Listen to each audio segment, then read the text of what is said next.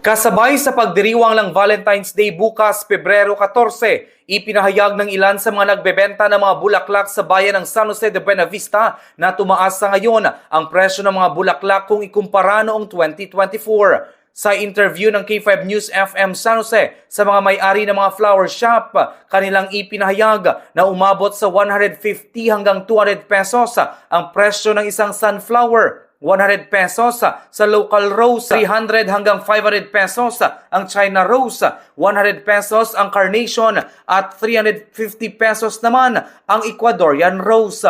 Habang nasa 500 hanggang 3,000 pesos naman ang presyo ng mga bouquet depende sa arrangement at klase ng bulaklak. Samantala, sinabi rin ng mga may-ari ng mga flower shop na nagmula pa mismo sa Baguio City, Dangwa, Benguet at Cebu ang mga bulaklak na kanilang binibenta sa probinsya.